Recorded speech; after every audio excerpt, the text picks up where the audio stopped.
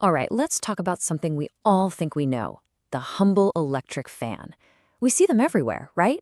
But what if I told you they have a secret life, a hidden story of science that's happening right in front of our eyes?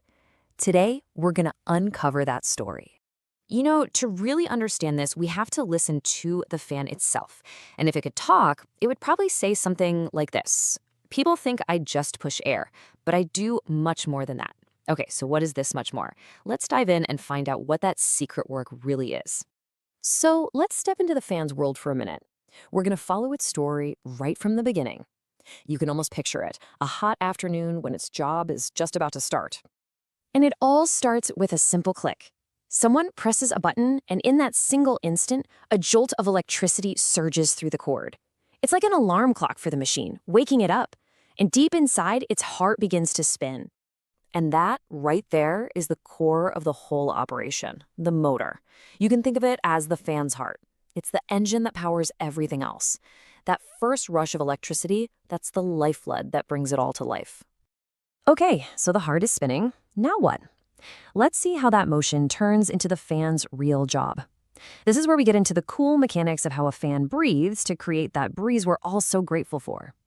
When you really break it down, the whole process is surprisingly simple. It really just happens in 4 key steps.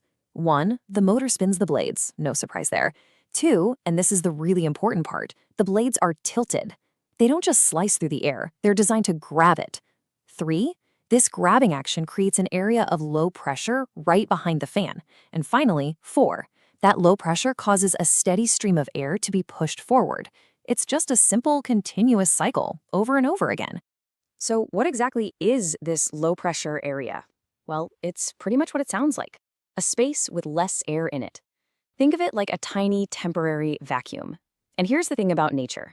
It absolutely hates empty spaces. So the air all around the fan immediately rushes in to fill that gap, and that's what creates the constant, steady breeze that you feel. Which brings us to the fan's real magic trick. I like to call it the cooling illusion. I mean, if the fan isn't an air conditioner and it's just moving room temperature air around, then how in the world does it actually make us feel cooler? And here it is, the big reveal. The myth, the thing we all kind of assume, is that a fan lowers the air temperature in the room. But the reality? It's much more personal than that. A fan doesn't cool the room, it cools you. And it does this by helping sweat evaporate right off of your skin. This is what's known as the wind chill effect. As that moving air brushes across your skin, it's carrying away tiny bits of your body heat and moisture. This speeds up evaporation, and evaporation is a natural cooling process. So you feel cooler even though the actual temperature of the room hasn't changed one bit. The fan is a personal cooling device, not a room cooler. Of course, there's more to a fan than just a motor and some blades. That protective grill, it's there for a really simple but vital reason, to keep our fingers safe while letting the air flow through.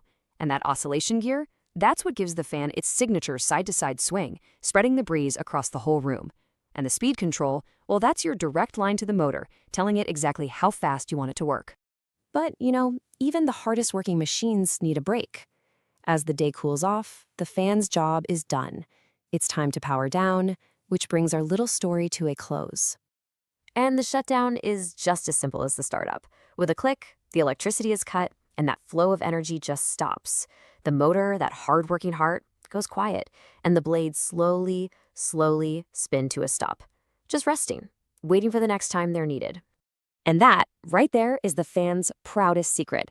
It was never about making cold air.